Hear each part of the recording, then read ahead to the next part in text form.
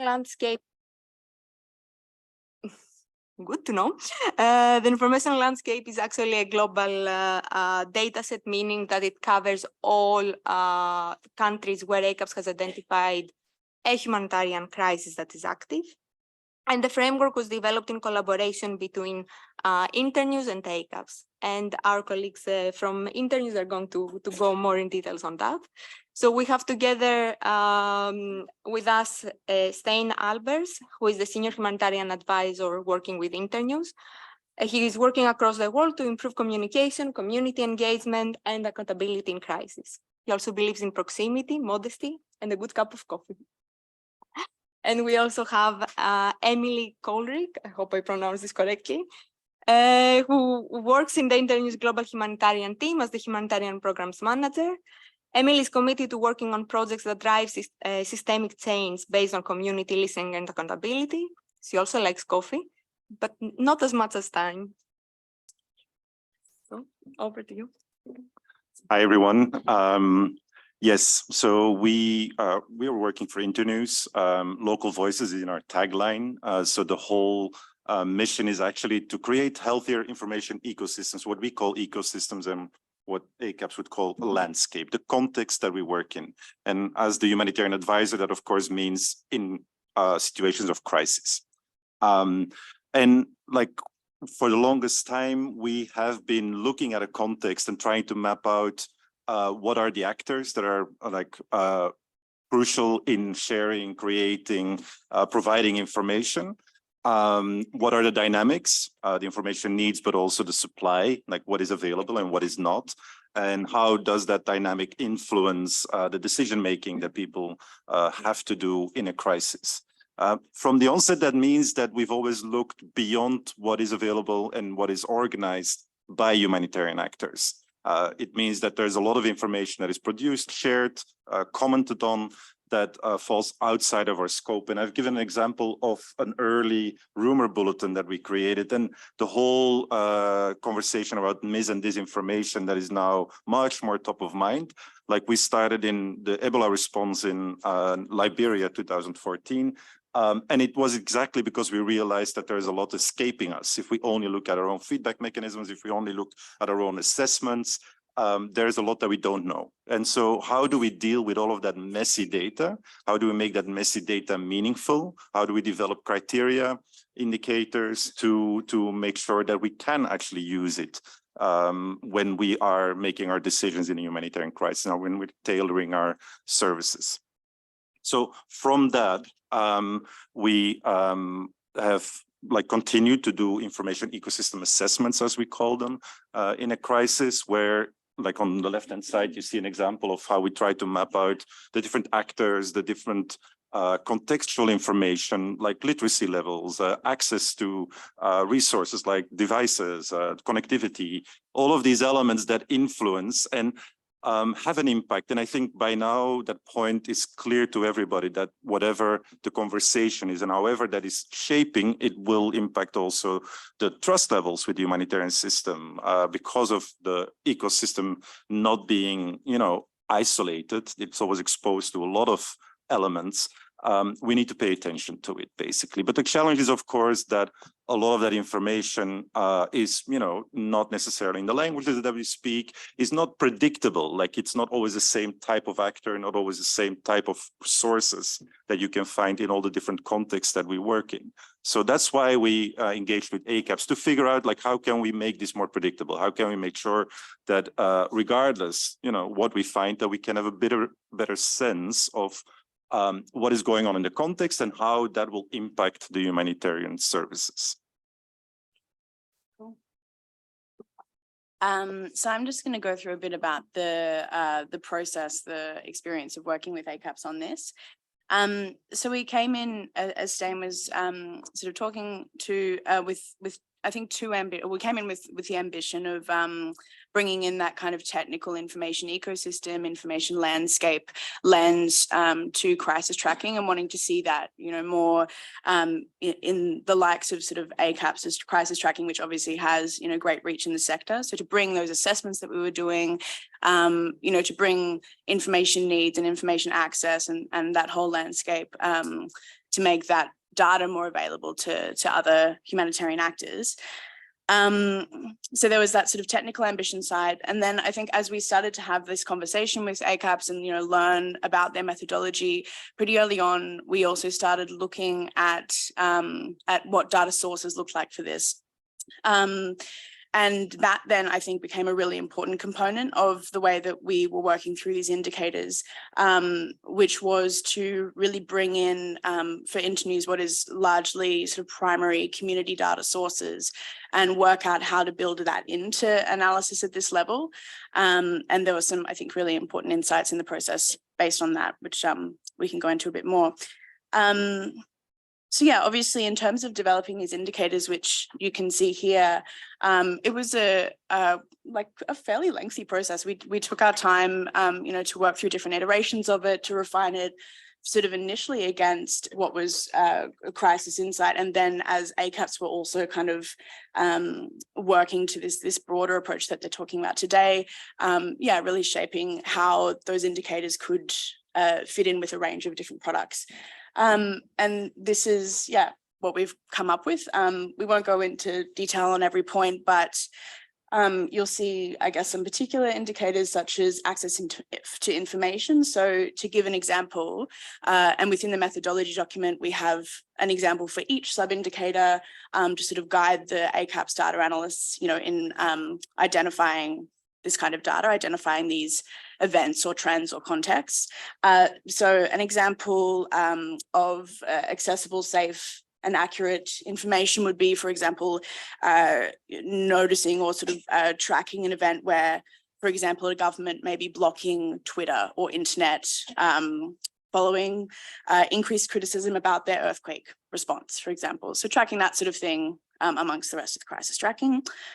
An example for safety and dignity of people accessing information, we look here at social tensions and stigma and prejudice trends. So an example here from our recent work would be looking at social tensions and disinformation campaigns driving hate speech and negative sentiments around Ukrainian refugees, for example.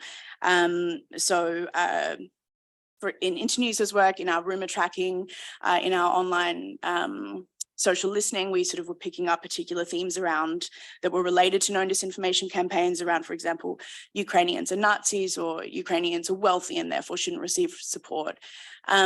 So picking up on, these trends and these events, these sort of, spikes in sentiments, we think is really important to track here. We also, as I mentioned, in the sort of process of identifying the needs, identifying what we wanted to make available as part of this analysis, we sort of went through this process of understanding the data sources more, looking at the data pipelines that for INTERNEWS, we were used to looking at those sources for assessment purposes. So for our information ecosystem assessments, for example, understanding those sources for crisis tracking, for ongoing tracking that ACAPS does looks pretty different. And that's where we started to explore, I think, within the methodology, wanting to have the value of both the primary community data sources, but understanding that they might not be as predictable, as reliable. They don't have the same, kind of validation available as, say, a UN report or a INTERNEWS information ecosystem assessment, which takes 6 months to do. But within the methodology, we really wanted to explore how we could have both those secondary sources, those sort of validated secondary sources, as well as bringing in the community data. And we're still working on that. It's early days with the indicators, but we're really interested to see how that progresses, not just with INTERNEWS' community data, but also particularly from other colleagues, other humanitarian organizations working in the risk communications, community engagement, accountability to affected populations, the emergency telecoms cluster, anyone that's sort of doing that sort of community listening, community feedback mechanisms as well can really filter into these indicators. So we're hoping to grow those data sources and explore those more. Just one final point that I wanted to mention within the process is that about halfway through the the point of kind of developing these before we finalized the methodology recently. We did also do a kind of consultation with humanitarian colleagues in other organizations. So that was the same sort of groups that I mentioned, the RCCE and accountability folks and ETC, to talk through these indicators and work out what the gaps were, what were most important to them, what they found most interesting, because obviously there's a level of prioritization in how we want to sort of, I guess, invest in certain data sources over the next couple of years as we try to grow that, and also to understand how they can participate more in data sharing to input into these indicators, especially in terms of that more sort of primary community data. So we had great feedback at that point, and definitely the sort of overwhelming feedback was, this is a gap. We're not seeing this currently. Yes, it's going to sit very well within ACAPS. Like ACAPS is a source that we go to, it's something that we use. So we want to see this present there. Yeah, so that's great. And we're really happy to be working on this with ACAPS. Back to you guys. Thank you. Thank you very much, Bosa. Now we're going to take questions at the end, so we're not going to pause for questions now. We're going to move straight to the next data set, which is focusing on the Ukraine crisis. At the beginning of the Ukraine crisis back in February, ACAPS put together 2 data sets tracking indicators on damages on civilian infrastructure and on events impacting humanitarian access. Those 2 data sets over the past year has expanded to cover a broad selection of indicators covering many aspects of the crisis of Ukraine.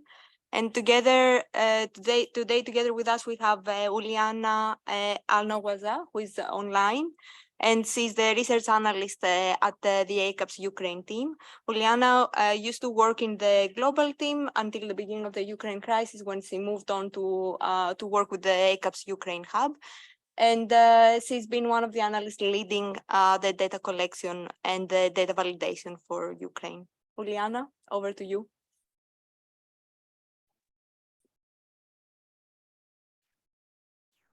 We cannot hear you. Hear me now? Angeliki, can you hear me now?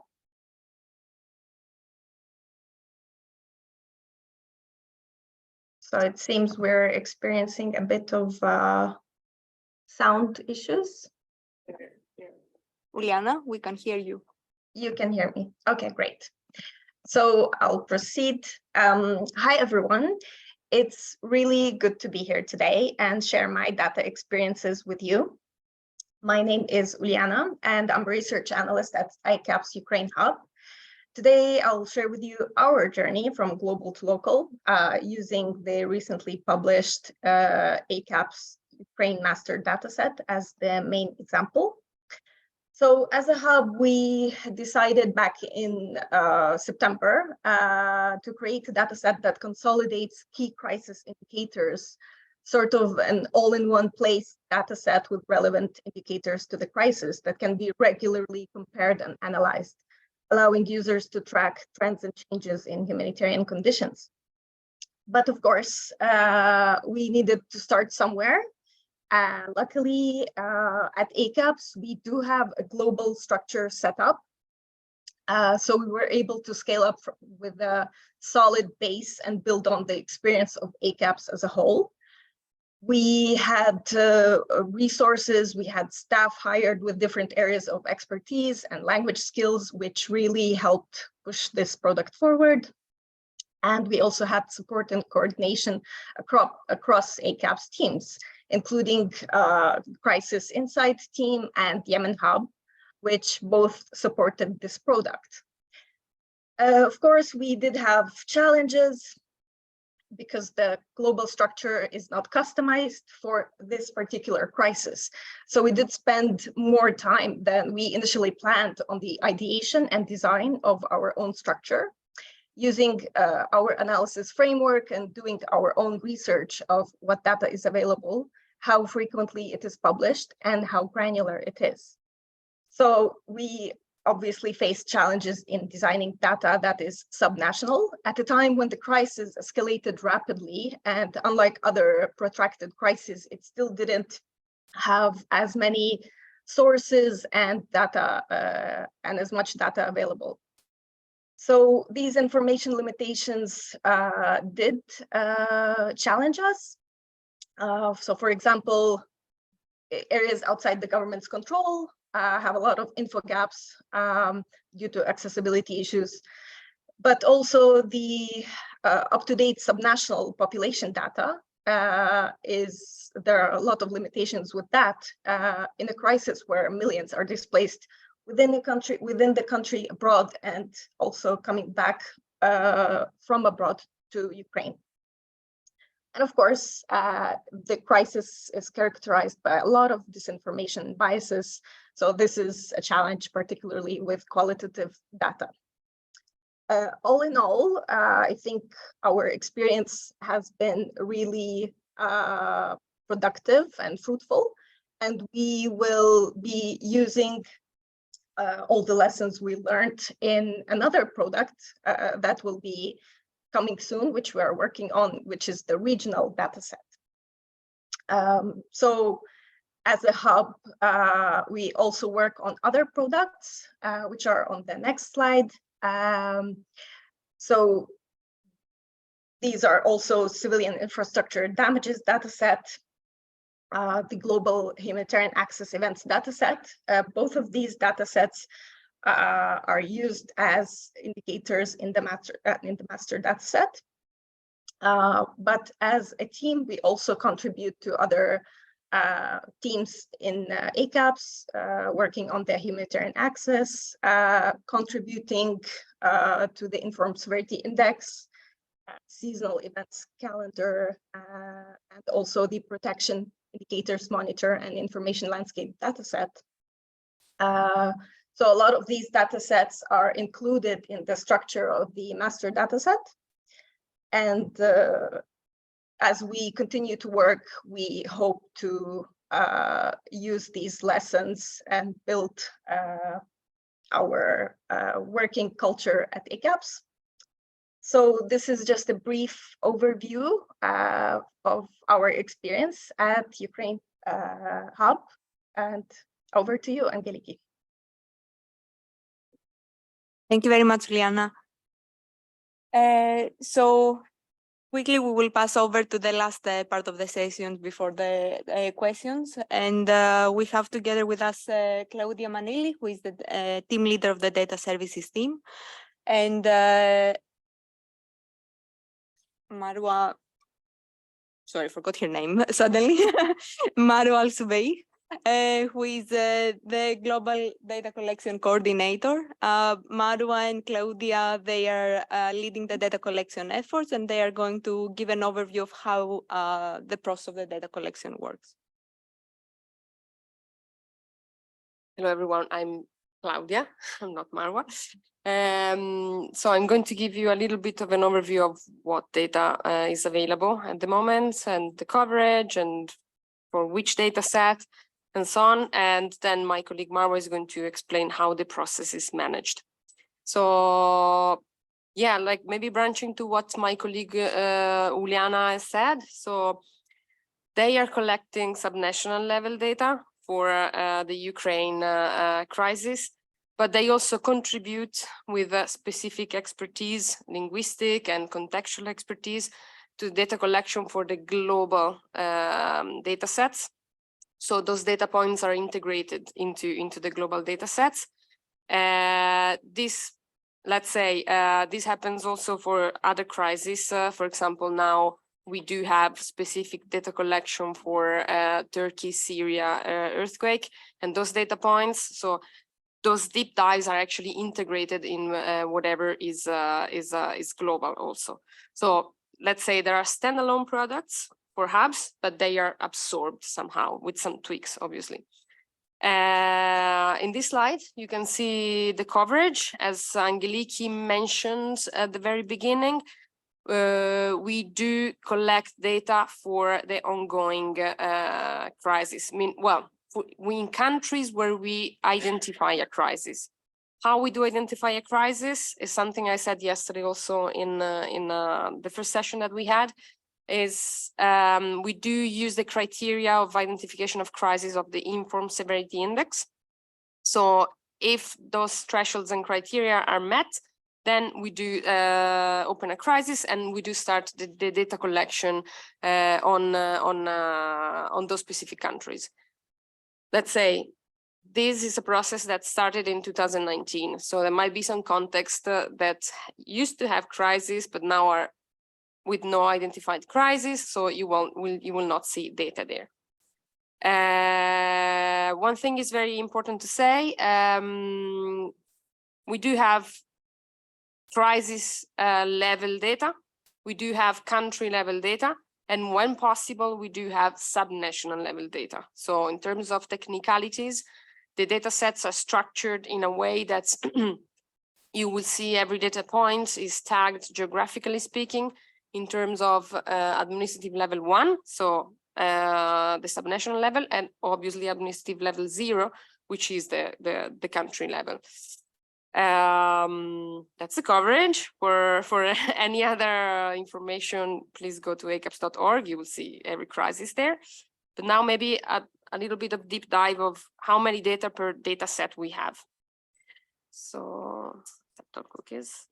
So in this slide, I included the informed severity index data points, access events data sets, data points, protection monitoring, and the information landscape data sets. That is the newest one. Actually, it was published on the API last Friday, and I'm not sure that the actual Excel release is still out. We've been quite busy with this week, so but it should come out these days.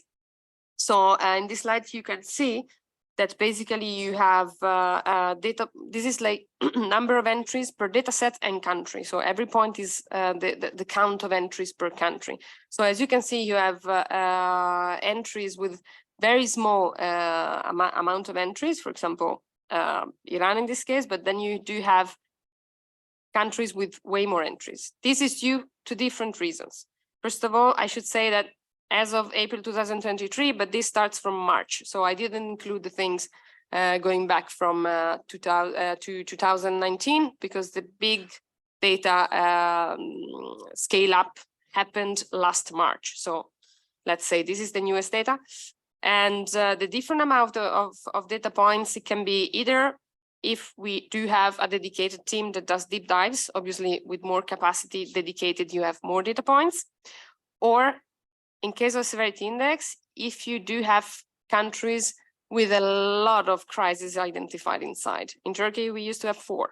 Now I believe we close 2, but there is a new big one. So those 2 things can contribute to the different number of data points. So obviously this also comes, I mean, there is another component, which is like for some countries also the information landscape, let's say it's very constrained. And then in that case, you will have very few data points. For example, let's think about Eritrea, right? As you can see, access is pretty much the same, but it goes from 0 to 1,000 again. Protection and information landscape, again, it's like less data points compared to the others. It's also because we started a little bit later. So the data collection, let's say, it's let's say very deep in the first 2 months, because we do create like of a retroactive baseline where possible. And then we go to a maintenance phase. So they are constantly fed. But, you know, like the big chunk of work is at the very beginning. Now, sorry for this. How can I go to the other slide? That's interesting. Okay, if I click here. Okay, doesn't go to the slides. Sorry for this. Okay, I just use like that and I relaunch. Okay, and that's basically min max entries per country per data set. We do have some countries with yes, we do have some countries with 1,300 entries and some other countries with way less for the same reasons, deep dives and maybe some countries are more constrained and so on. Now, very important part. I just outlined what's available, but how is that collected and reviewed and the whole process, which I believe for transparency, it's the most important part to me. My colleague Marwa, which is the data collection coordinator. Over to you. Thanks, Claudia. Can you hear me? Yeah. So this is Marwa, and I'm going to give you a brief summary about how the data collection process is done and the data collection review.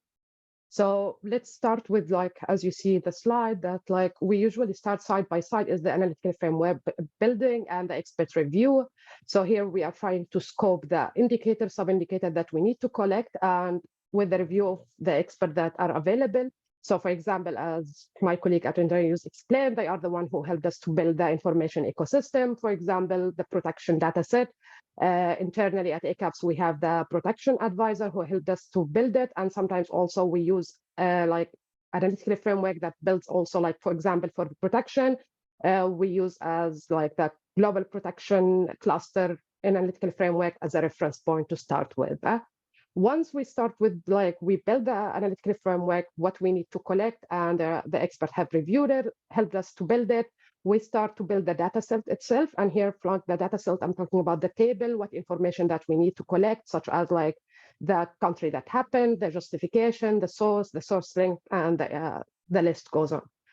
Then we go with like the data set testing. Here we don't go like globally wide, like we pick different, like, let's say, crises in different location, and we try to collect information for these couple of crises to see, is the analytical framework good to start with, either from analytical like framework perspective or the data set itself, and the data sets like review. So we collect for like a couple of examples, and we see what things need to update, changes, review, and so.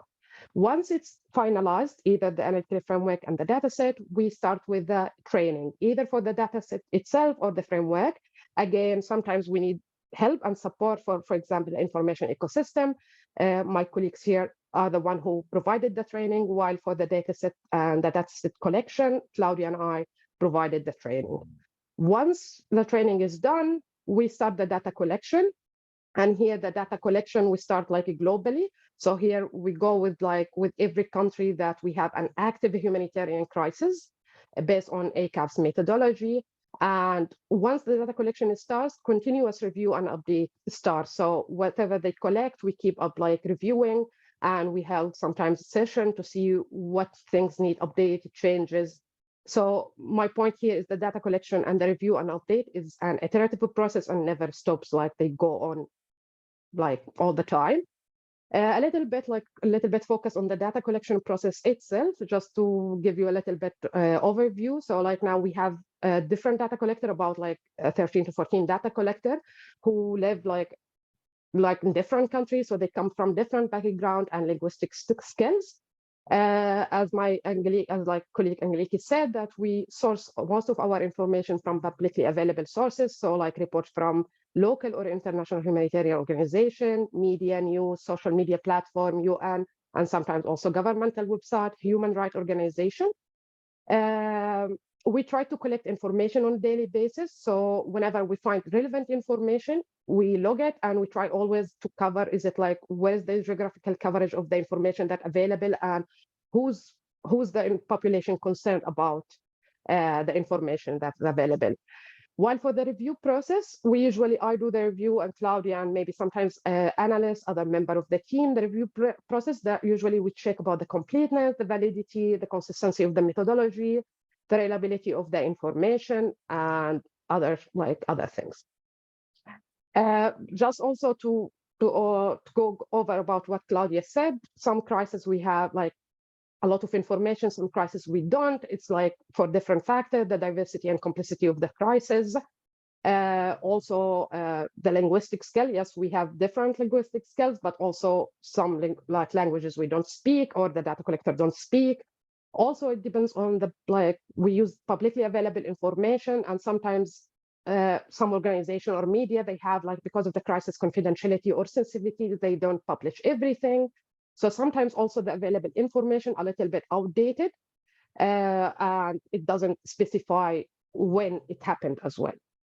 Whenever we can, we specify the administrative level 1 where it happened. However, if it doesn't provide any information, we tag it as countrywide. And also, whenever it's possible, we also tag the targeted group of like the justification that's available. Last thing is like, I just want to say, as Claudia said, that we publish a lot of like couple of data set, and maybe in the future we need to publish as well, like more data set. So we need to be cautious about the number of entry that's available because of the factor that, as I said, so the number, it doesn't indicate the severity of the situation of the country, rather the available information and the input gap of in like, let's say, in the landscape of the humanitarian crisis. And I think that's it. Over to you back, Enrique. Thank you very much, Marwa. So we're going to open now for questions. Oh, you want to add something? Sorry, Claudia. Yeah, just something on the top of what my colleague Marwa said. I think that thinking about the partnership week, I think that one component that is very important to add here is, yeah, ACAPS provides analysis more, let's say, in an holistic way. Like, so we are more in coordination and stuff like this. So when we try to get in the sectorial domain, we always make sure to have an expert organization like INTERNEWS for the information landscape, or we go to the protection cluster. So it's important, this, because I mean, to have in-house experience and expertise in everything, it's pretty complicated. So in the design process, for us, we think is essential, to be honest, to have this the expert control. That's it. Thank you. So we're going to open now for questions. We're going to take 2 questions from the audience here, and then also 2 questions from the audience online.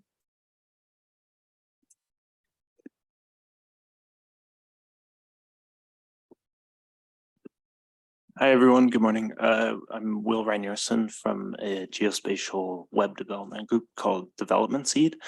I'm wondering a little bit about the data collection, review, and publishing timelines. As we know, with the humanitarian sector, timeliness is key. So I'm wondering what these turnaround times are for the initial release of these crises, and if anything like data automation pipelines could reduce that time to publication. Thanks. So let's say that there are 2 levels here, right? What you saw here is like what happens in normal times. So there is no specific sudden onset crisis and so on. So usually when there is a sudden onset crisis, we try to do a small deep dive and to push something out very, very, very soon. But recently, especially what happened with the Turkey and Syria earthquake crisis, we put together whatever was available in our database. We created an API endpoint and we pushed there like the data package. Okay, maybe it's not super timely, but it gives you already, you know, some background information that can be useful. Then it also happens if we have the capacity, normally we do, unless it's a very specific period, we try to scale up the data collection side on the specific crisis, and we try to push out the relevant indicator as soon as we can. So what we outlined here, it was like, it's more like what happens when it's not sudden onset. So we try to give this contextual baseline information for humanitarians, but then we do scale up like we did for Ukraine if needed. And we try to be as timely as we can, let's say.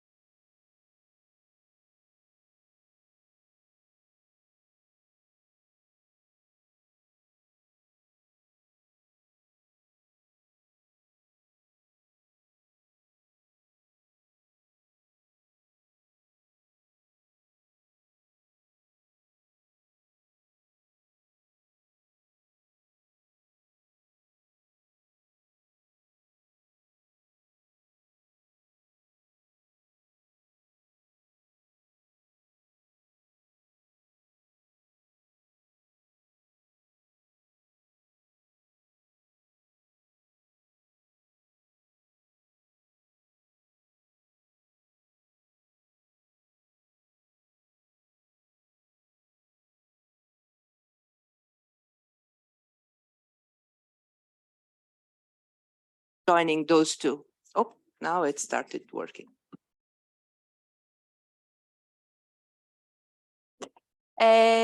Yes, we do actually. Specifically for the Turkey and Syria earthquake, what we did is the first publication was the data indicators that were already available, because we had been collecting those global data sets for a while at this point. So as the indicators get updated on an ongoing basis, the moment the crisis is happening, we already have a big repository of data that we can extract and publish.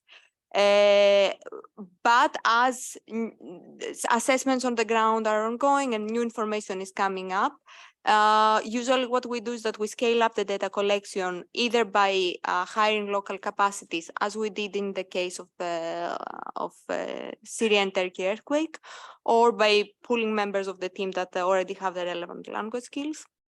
And then we try to gather information as they're coming out.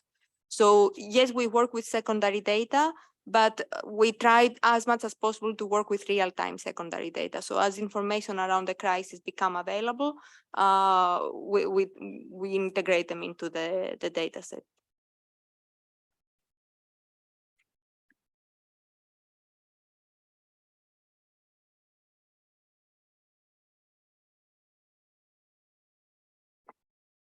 There are no specific questions in the chat, but there was one on how to access the Ukraine master data set.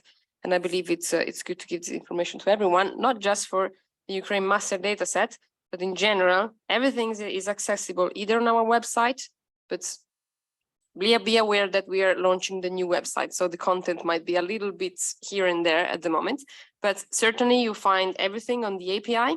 api.acaps.org, you subscribe and then you get free access to data, and HDX. And every data set has a code book of reference or a methodology of reference. So if it looks weird when you download it, if you're not a data analyst and data scientist, you can find information on how to interpret every column or every structure that we put out. No other questions from the chat at the moment.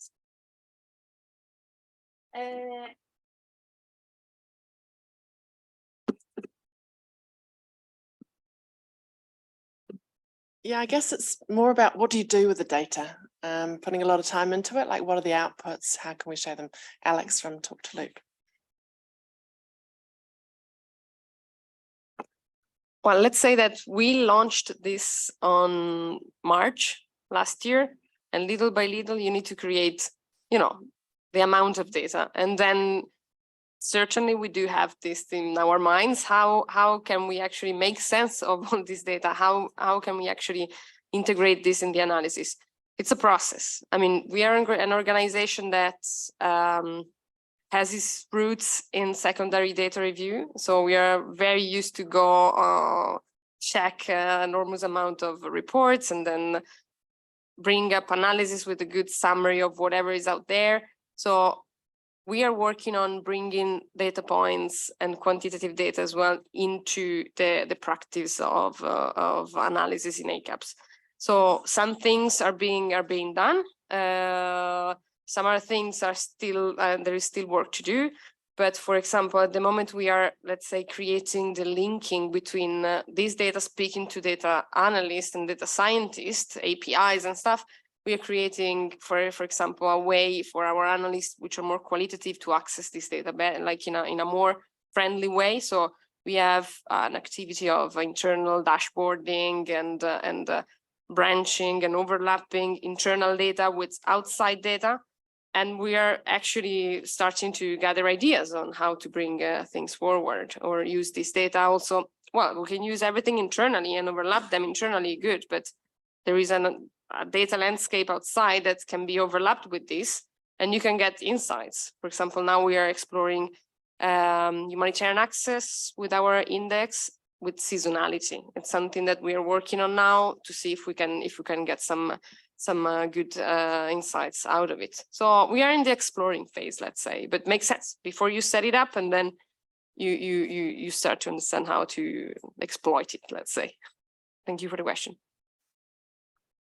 I'm interested in knowing, I'm not too familiar with, I've heard about some of these data sets that you're presenting, and I'm interested in having access. I'm interested in knowing as well, because I've been told that you all are not using like the NLP that DFS is developing with Deep, that you're developing your own stuff. I'm wondering if you're gonna mine or make sense of it using AI eventually. And if there's going to be any way to access stuff from other organizations using an API or in the future, or if you've thought about that as a possibility or not. Yep. So yes, yes to those questions. Actually, we are exploring many different options for that currently. For the API is already actually available, and sometimes when we pull indicators that are available from other organizations, we may also try to automate the process of extracting the indicators, although the majority of the work for now is done manually. And also we have recently started a project exploring NLP methods that are fitted specifically to those datasets and the data collection method that we're doing. We haven't shared publicly anything on that yet because it's the very early stages of the project. But we have a team working on the NLP methods and exploring actually the development of a tool that will facilitate the data collection, but also the sharing of the data sets.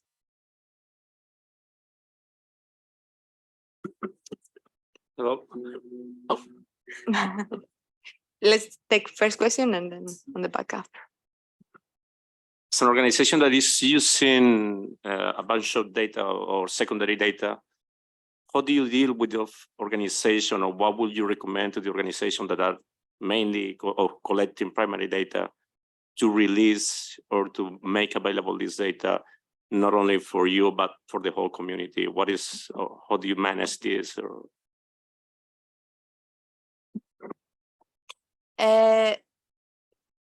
I think it's the data sharing is actually very crucial, and especially when we're talking about sudden also and emergencies, but also for the ongoing crisis. Sharing the data is something that is becoming a practice more and more in the sector, and definitely we see how important this is also from a secondary data perspective. From gathering the different indicators. Then the question is, how do we actually put them in usage? Because from what we've seen, data sharing is by itself is not the end of the story. What is particularly important? I don't know, what is that? Can you? I think is there. Yeah, background. Okay. Hope you can hear me. So what is important is also to make public the method of the data collection, of the primary data collection, the methodology behind it, and also some perspectives on the quality of the data set and the reliability of the data sets. We've seen that this really strengthens the trust, and then it also facilitates the way it can be used in the future, both for similar crisis and also for analysis of the secondary data. I don't know if I answered your question with that. Yes, hello everyone. My name is Dmitry Umanits, Emergency Control Minister of Russia. And my question is a bit more precise about the data collection. You mentioned whatever was available and global data. So where did you get the correct information? Yeah, I can explain my question because I'm responsible for the duty shift in my ministry, and the precise information about the earthquake in Turkey, for example, it's quite important for us, for the decision makers. So where did you get the information? Thank you. So ACAPS works with secondary data. This means that we don't do primary data collection. We scan all publicly available sources. Mostly our primary sources are humanitarian organizations. So we're looking all the publicly available documents and data sets from UN, international NGOs, local NGOs. And also our sources expand then to international and local news, as well as academics. This is the primary variety of sources that we are looking at. Often when we have information gaps, which is very common in the type of work we are doing, we connect with experts on the ground, mostly from the humanitarian sector, trying to see if we have any other information that we can fill in the gaps. But very often also we have information gaps that are usually clearly stated also in the data sets.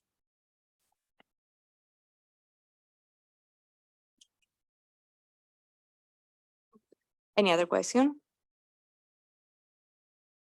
Well, if not, thank you very much for connecting today, and thank you very much for the interesting questions you've all put.